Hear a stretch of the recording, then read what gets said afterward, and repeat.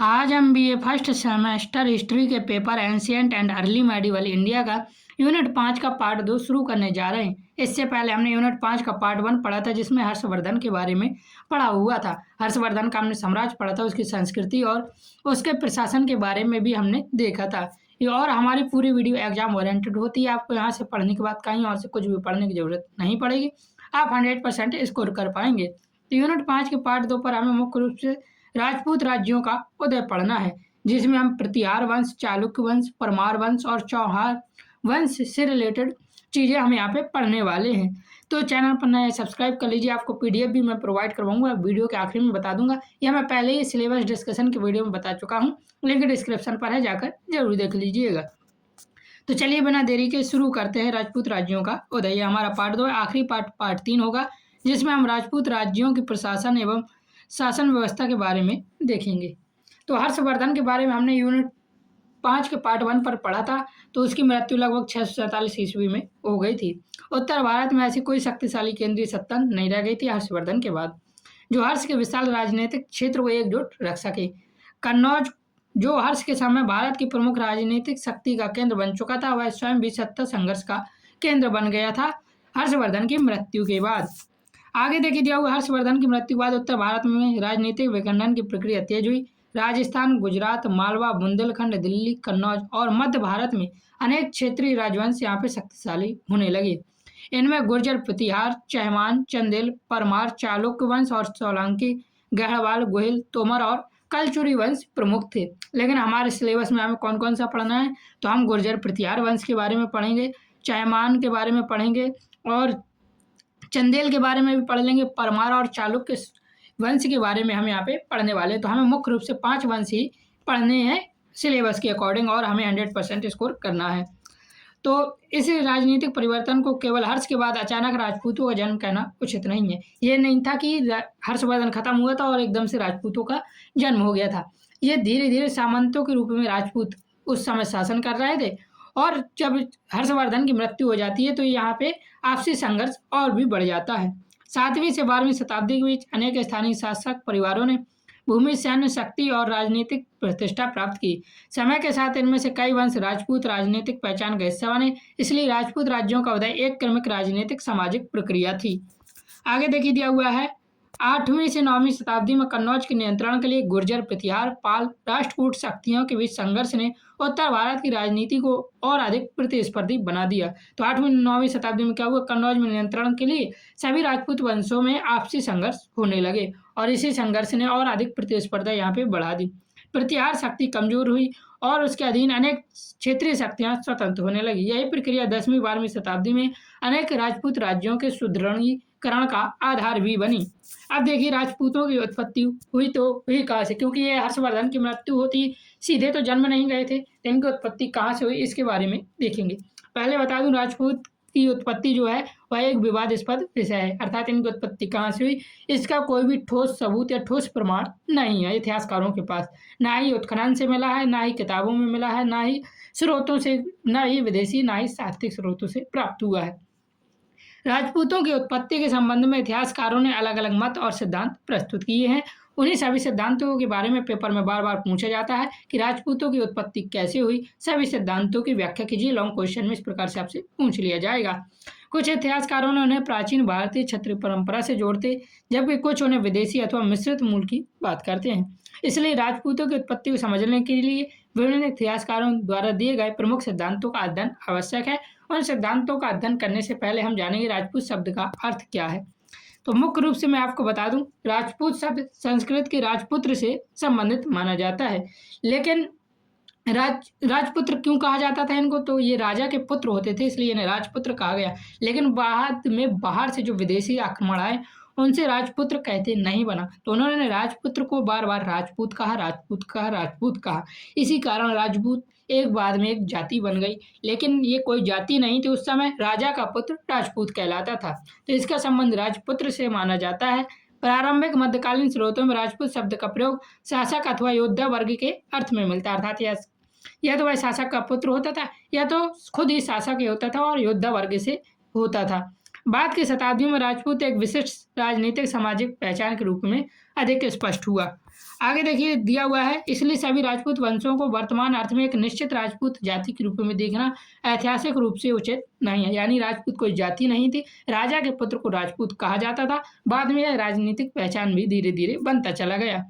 विभिन्न स्थानीय शासकों और वंशों के राजनीतिक उत्थान और उनकी वंश परंपराओं के निर्माण के साथ राजपूत पहचान यहाँ से विकसित होने लगी। जब उनका राजनीतिक उत्थान हुआ और परंपराएं आई और वंश आए तो इसके साथ राजपूत पहचान यहाँ से विकसित हो गई।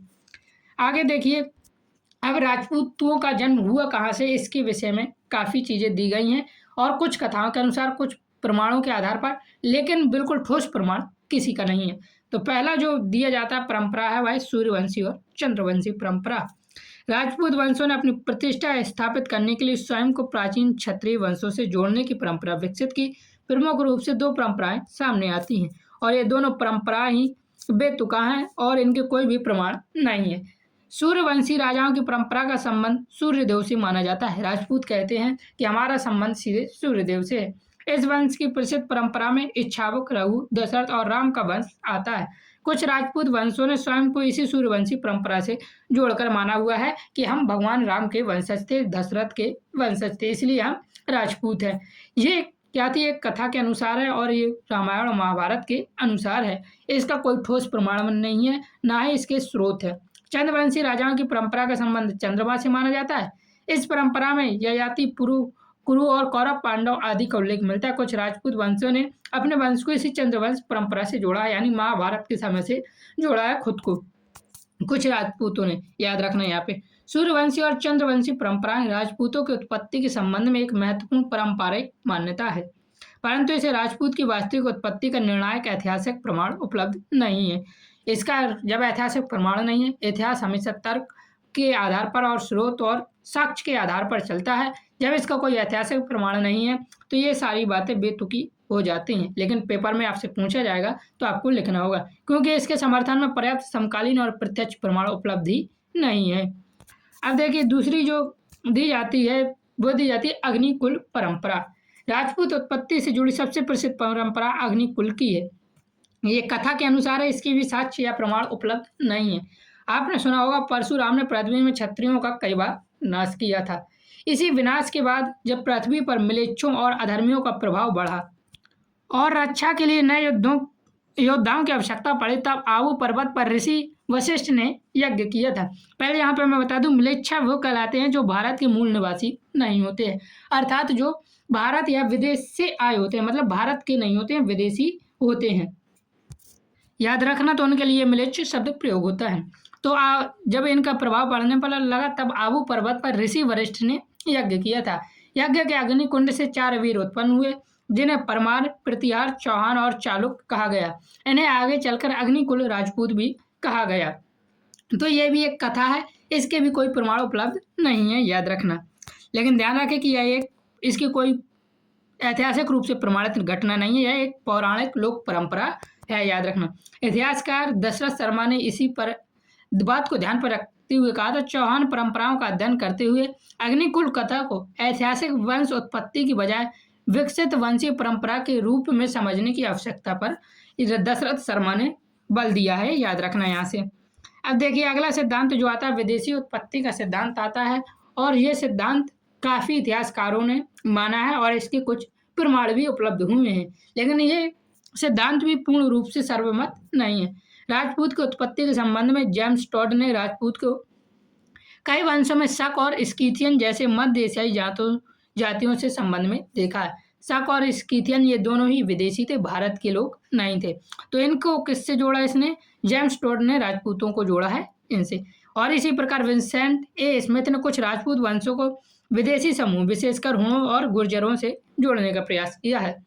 विलियम क्रूक ने शक, कुषाण, हुण और अन्य विदेशी समूहों के भारतीय समाज में समावेश को राजपूत उत्पत्ति की व्याख्या में महत्व दी है। इस मत की मुख्य समस्या यह है कि सभी राजपूत वंशों के लिए एक समान विदेशी मूल का प्रत्यक्ष प्रमाण उपलब्ध नहीं है, यानी कुछ कुछ प्रमाण इसके उपलब्ध हैं, लेकिन सभी राजपूत वंश विदेशी थे, इसका प्रमाण उपलब्ध नहीं है, याद रखना ये भी। अब देखिए, सबसे ज़्यादा जो मान्य सिद्धांत माना जाता है वह माना जाता है भारतीय क्षत्रिय उत्पत्ति का सिद्धांत। ऊपर के सिद्धांतों में दो ही सिद्धांत सबसे महत्वपूर्ण माने जाते हैं, एक हमारा विदेशी उत्पत्ति का सिद्धांत और एक भारतीय क्षत्रिय उत्पत्ति का सिद्धांत, जिनके बारे में थोड़े थोड़े साक्ष्य प्राप्त हुए हैं। वो भी इनमें भी सारे ही साक्ष्य क्या हुए इससे संबंधित नहीं है, याद रखना। सीवी वैद्य, जीएस ओझा और दशरथ शर्मा ने राजपूत वंशों को भारतीय क्षत्रिय परंपरा से जोड़ने पर बल दिया है। विभिन्न अभिलेखों में अनेक राजवंशों द्वारा स्वयं को सूर्यवंशी, चंद्रवंशी अथवा क्षत्रिय वंश से जोड़ने के दावे मिलते हैं। तो इनके अभिलेख प्राप्त होते हैं, इसलिए सबसे जो अच्छा सिद्धांत माना गया है वह भारतीय क्षत्रिय उत्पत्ति का सिद्धांत माना गया है, जिसके साक्ष्य हमारे पास उपलब्ध हैं। डी.आर.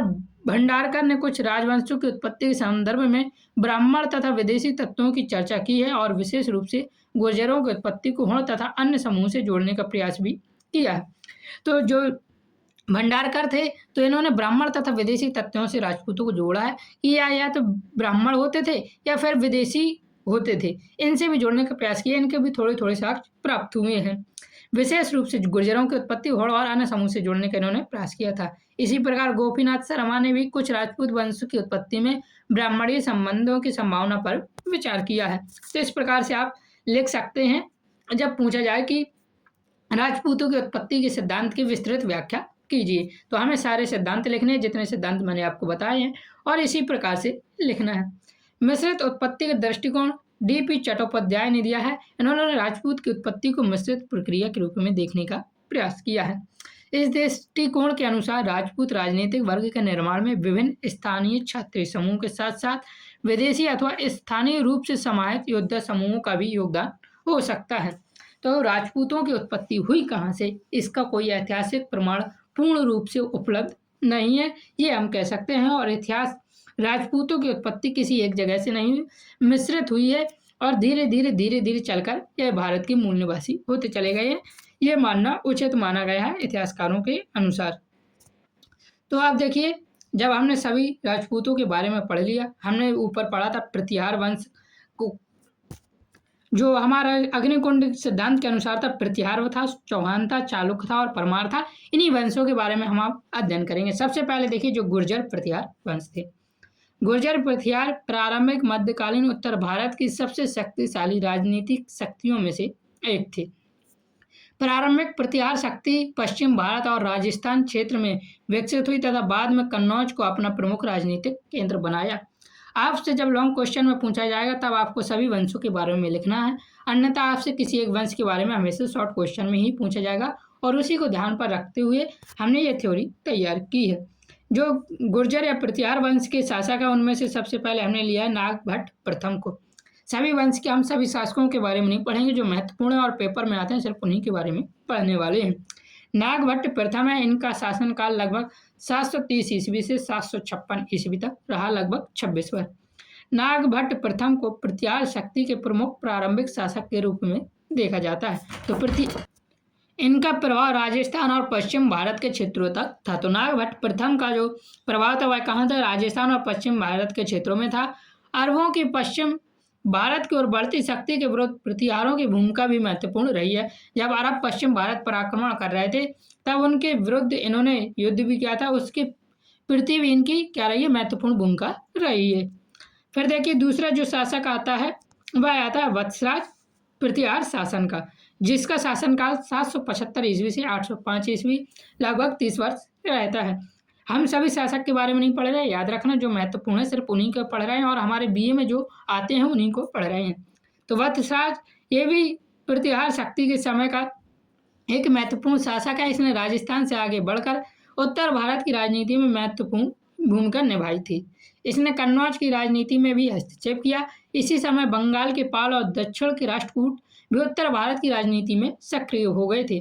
तो बंगाल के पाल और दक्षिण के राष्ट्रकूट के साथ भी क्या हुआ था, प्रतिहार वंश का हस्तक्षेप हुआ था। तो इसी को त्रिपक्षीय संघर्ष कहा जाता है। त्रिपक्षीय संघर्ष कन्नौज पर अधिकार केवल क्षेत्रीय प्रतिष्ठा का प्रश्न नहीं था, बल्कि उत्तर भारत में सर्वोच्च राजनीतिक शक्ति स्थापित करने का साधन था। इसलिए प्रतिहार वंश, पाल और राष्ट्रकूट इनके बीच कन्नौज के लिए लंबे समय तक संघर्ष चलता रहा, जिसे त्रिपक्षीय संघर्ष कहा गया। शॉर्ट क्वेश्चन में ही आपसे पूछा जाएगा। फिर जो अगला शासक आता है प्रतिहार वंश का, वह आता है नागभट्ट द्वितीय। ये इंपॉर्टेंट शासक है जो कि 800 से 833 ईस्वी तक रहता है, लगभग 33 साल शासन करता है। नागभट्ट द्वितीय ने प्रतिहार शक्ति को पुनः मजबूत किया और कन्नौज पर अधिकार भी कर लिया था। कन्नौज को प्रतिहारों की राजधानी बनाकर उसने उत्तर भारतीय राजनीति में अपनी स्थिति मजबूत की। उसके संघर्षों पालो और राष्ट्रकूट दोनों से हुए हैं, याद रखना, नागभट्ट द्वितीय की। अगले आते हैं Mihir Bhoj. Very very very important question है ये हमारा मिहिर भोज। आपने मिहिर भोज का नाम नहीं लेकिन राजा भोज का नाम सुना होगा, याद रखना। मिहिर भोज प्रतिहार वंश से थे और राजा भोज परमार वंश से थे। तो राजा भोज पर ही वह गोविंदा की फिल्म का एक गाना था, कहाँ राजा भोज और कहाँ गंगू तेली। तो आपने नाम सुना होगा, इसलिए मिहिर भोज और राजा भोज यहाँ पे इम्पोर्टेंट शासक भी हैं, तो इनको पढ़ना जरूरी है। तो मिहिर भोज यह प्रतिहार वंश का सबसे शक्तिशाली शासक था। उसके समय प्रतिहार साम्राज्य ने व्यापक विस्तार प्राप्त किया था। उसका प्रभाव पश्चिम में राजस्थान और गुजरात के भागों से लेकर पूर्व में गंगा यमुना क्षेत्र और मध्य भारत तक फैला था। पालो और राष्ट्रकूट के साथ भी इसका संघर्ष जारी रहा। तो याद रखना, मिहिर भोज का शासनकाल 836 से 885 ईस्वी तक रहा था और इसने अपना व्यापक विस्तार किया। इसका प्रभाव पश्चिम में राजस्थान गुजरात से भागों से लेकर पूर्व में गंगा यमुना क्षेत्र और मध्य भारत तक फैला था। वेरी वेरी इंपॉर्टेंट है, प्रतिहार वंश से ज़्यादातर यही वाला शासक बार बार पेपर में पूछा गया है। अगला शासक आता है जिसका नाम था महेंद्रपाल प्रथम। इसका शासन 885 ईस्वी से 910 ईस्वी तक रहता है। महेंद्रपाल प्रथम ने मिहिर भोज की शक्ति को काफ़ी हद तक बनाए रखा, पूर्व की ओर भी प्रभाव बढ़ाया और इसके अभिलेख वर्तमान बिहार और बंगाल क्षेत्र, पंजाब और मध्य भारत तक प्राप्त हुए हैं। याद रखना, प्रतिहार साम्राज्य की शक्ति का केंद्र कन्नौज था और उसके प्रभाव का सबसे विस्तृत रूप 9वीं शताब्दी में दिखाई देता है। इसके बाद उत्तराधिकारी संघर्ष, सामंतों की बढ़ती स्वतंत्रता और राष्ट्रकूट आक्रमणों के कारण इसकी केंद्रीय शक्ति कमजोर हो गई। 10वीं शताब्दी में प्रतिहार साम्राज्य छोटे छोटे क्षेत्रों में सिमट लगा और उसके अधीन रहे अनेक क्षेत्रीय वंश यहाँ से स्वतंत्र होने लगे थे। अगला जो वंश आता है वह चौहान वंश है, जिसे हम चाहमान वंश के नाम से भी जानते हैं। चहमान या चौहान वंशों की प्रमुख शाखा सांकभारी और अजमेर में विकसित हुई थी। अजमेर का स्मारक महत्व राजस्थान के मध्य क्षेत्र और दिल्ली की ओर जाने वाले मार्गों पर स्थित होने के कारण बना है। सामरिक महत्व का मतलब होता है युद्ध में होने वाला महत्व, या हम कह सकते हैं कि युद्ध और सुरक्षा की दृष्टि से किसी स्थान या क्षेत्र का महत्वपूर्ण होना सामरिक कहलाता है। तो अजमेर का सामरिक महत्व था क्योंकि राजस्थान के मध्य क्षेत्र और दिल्ली की ओर जाने वाले मार्गों पर स्थित था, इसलिए इसका महत्व बढ़ गया था। प्रारंभिक चहमान शासक प्रतिहारों के अधीन सामंत होते थे, याद रखना, और प्रतिहार शक्ति के पतन के बाद चहमानों ने स्वतंत्र शक्ति के रूप में अपना विस्तार किया था। तो चौहान वंश से जो सबसे ज़्यादा शासक है और वेरी वेरी इंपॉर्टेंट है और केवल यही शासक पेपर में पूछा जाता है, जैसे पृथ्वीराज तृतीय पृथ्वीराज चौहान के नाम से जाना जाता है। इनका शासन 1178 ईस्वी से लगभग 1192 ईस्वी तक रहता है, याद रखना, बहुत इंपॉर्टेंट है। पृथ्वीराज तृतीय, इन्हें ही पृथ्वीराज चौहान के नाम से जाना जाता है।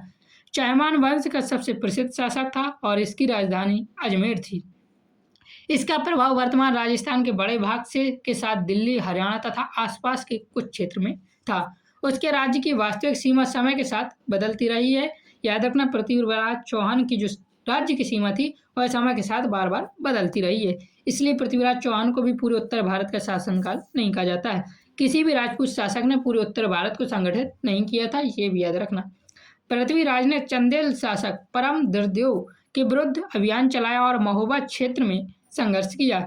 इसके बाद उसका सबसे महत्वपूर्ण संघर्ष मोहम्मद गौरी से हुआ था, जो कि तराइन का युद्ध कहलाता है। तो याद रखना, पृथ्वीराज चौहान बहुत इंपॉर्टेंट है, पेपर में इसी से पूछा जाता है। तराइन का प्रथम युद्ध 1191 ईस्वी में हुआ था, जो कि मोहम्मद गौरी ने किया था। उत्तर पश्चिम भारत में अपनी स्थिति मजबूत करने के लिए बाद में चहमान राज्य की ओर बढ़ना शुरू किया था मोहम्मद गौरी ने, और 1191 ईस्वी में तराइन के मैदान में पृथ्वीराज और मोहम्मद गौरी की सेनाओं के बीच युद्ध हुआ। इस युद्ध में पृथ्वीराज की सेना विजयी हुई और मोहम्मद गौरी को पीछे हटना पड़ा था।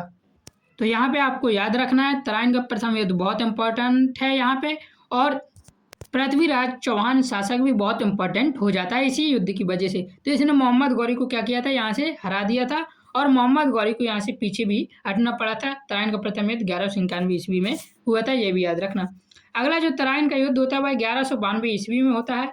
1191 की पराजय के बाद मोहम्मद गौरी ने अपनी सैन्य तैयारी को मजबूत किया और अगले वर्ष पुनः भारत आया और 1192 ईस्वी में तराइन में दोनों सेनाओं के बीच दूसरा युद्ध हुआ और इस बार गौरी की सेना विजय हुई। पृथ्वीराज चौहान यहाँ पे पराजित हो गया था और इसके बाद चैमान शक्ति को भारी राजनीतिक आघात हुआ और 1192 ईस्वी का द्वितीय तराइन युद्ध उत्तर भारत की राजनीति में महत्वपूर्ण परिवर्तन का कारण भी बना था। तो याद रखना, पृथ्वीराज चौहान बहुत ही कुशल शासक थे और इन्होंने पहली बार तराइन के युद्ध में मोहम्मद गौरी को पराजित भी किया था। ये राजपूतों में सबसे अच्छे योद्धा के रूप में भी जाने जाते हैं, याद रखना।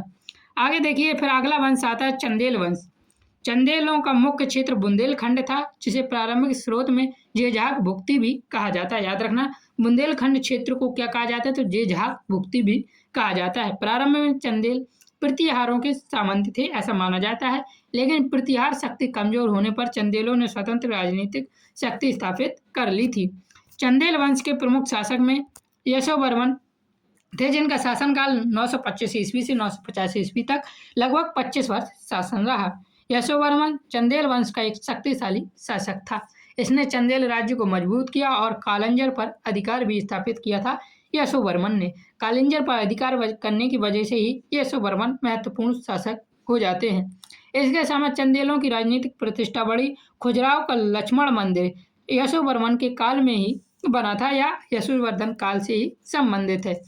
आगे देखिए, दिया हुआ धंगदेव राजा। धंगदेव यशोवर्मन का उत्तराधिकारी था और चंदेलों के सबसे शक्तिशाली शासकों में गिना जाता था। इसने राज्य का विस्तार किया और चंदेल सत्ता को सुदृढ़ बनाया।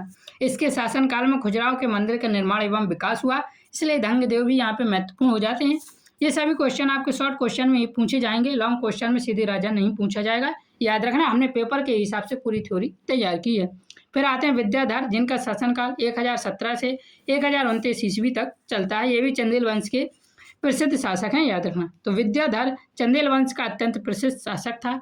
इसके समय चंदेल शक्ति अपने चरम पर पहुंच चुकी थी।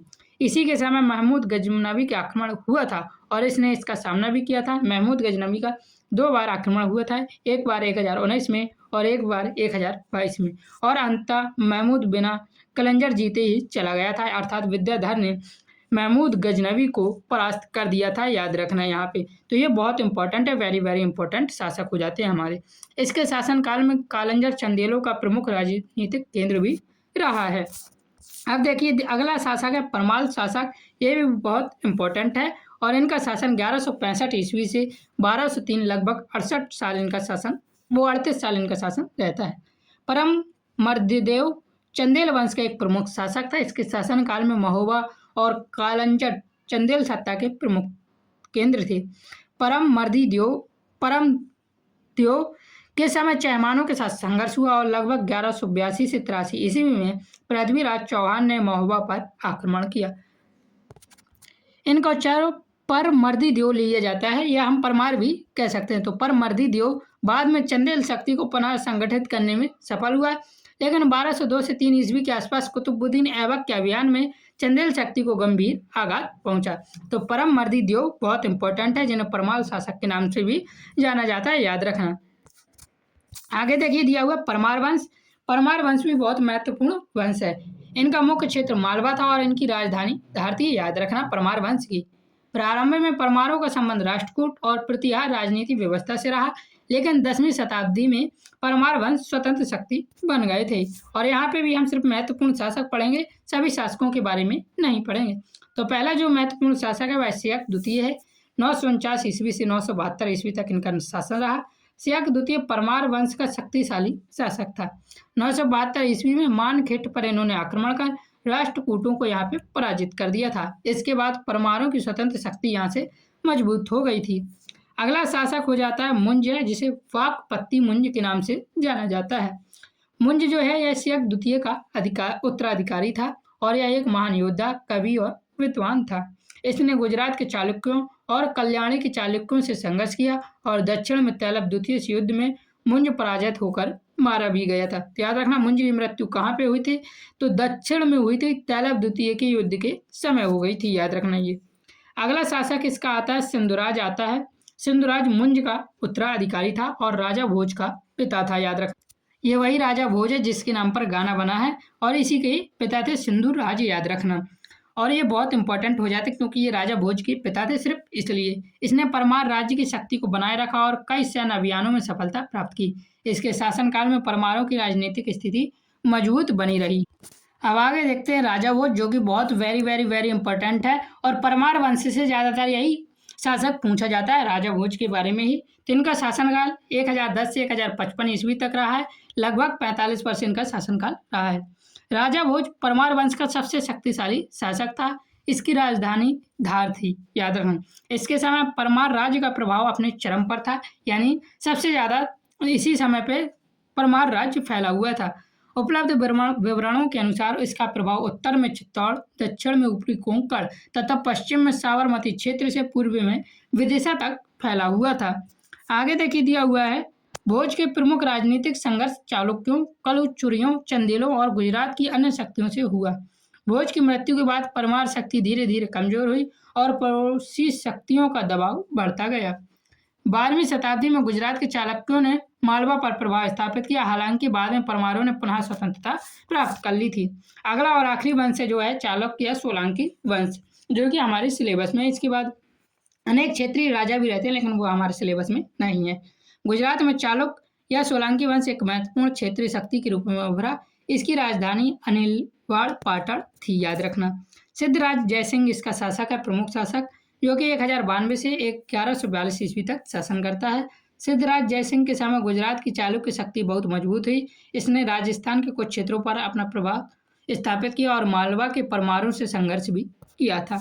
अगला शासक आता है कुमारपाल आता है। ये वेरी वेरी इंपॉर्टेंट है और यही पूछा जाता है हमारा इस शासन काल से, या इस वंश से सिर्फ यही पूछा जाता है, कुमारपाल, याद रखना। तो इसको देखते हैं एक बार। कुमारपाल ने सिद्धराज के बाद सत्ता संभाली। उसका राज्य गुजरात और आसपास के क्षेत्रों में फैला था तथा राजधानी अनिलवाड़ पाटड़ी थी। इसके समय चालुक्य शक्ति पश्चिम भारत की प्रमुख राजनीतिक शक्तियों में बनी रही। याद रखना, चालुक्य वंश सबसे प्रमुख शासक है कुमारपाल। कुमारपाल के बाद चालुक्य शक्ति कमजोर होने लगी और गुजरात के आंतरिक संघर्ष और क्षेत्रीय शक्तियों के उदय के कारण 12वीं शताब्दी में उत्तरार्ध में सोलंकी शक्ति का प्रभाव घटता गया।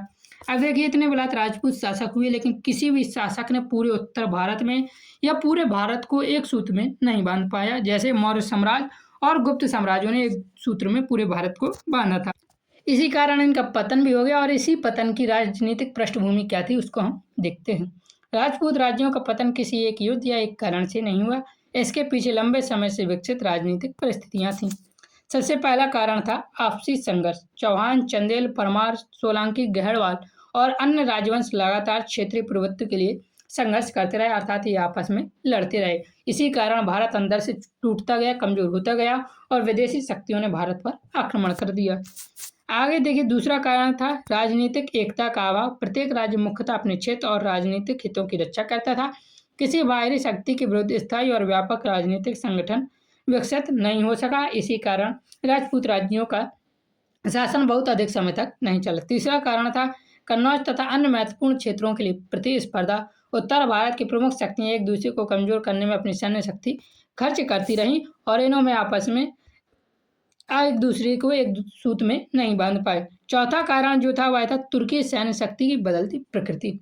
मोहम्मद गौरी की सेना, जिसको हमने ऊपर पढ़ा था, सेना में तेज गति से चलने वाली घुड़सवार सेना और तीरंदाजी का प्रभाव उपयोग होता था। इसके सामने भारतीय राज्यों की पारंपरिक युद्ध पद्धतियों को नई परिस्थितियों के अनुरूप ढालने की आवश्यकता थी। अगला कारण, पांचवा कारण जो है सामंती राजनीतिक संरचना की कमजोरी। अनेक बड़े राज्यों की शक्ति अनेक अधीनस्थ सामंत और क्षेत्रीय शासकों पर निर्भरता थी। इस राजपूत राज्यों की केंद्रीय सत्ता इससे कमजोर होने लगी और यहाँ से सामंत स्वतंत्र होने लगे और केंद्रीय सत्ता पूरी तरह से बिखर गई। आगे देखिए दिया हुआ है, इसलिए राजपूत राज्यों के पतन को केवल राजपूतों की वीरता की कमी के रूप में समझना गलत होगा। इनकी एकता में कमजोरी थी, इनकी वीरता में कमजोरी नहीं थी। वास्तविक कारण दीर्घकालीन राजनीतिक विखंडन, क्षेत्रीय प्रतिस्पर्धा, स्थायी सामूहिक प्रतिरोध का अभाव और तुर्की सैन्य राजनीतिक शक्ति का क्रमिक विस्तार था इसकी राजपूत राज्यों के पतन का प्रमुख कारण।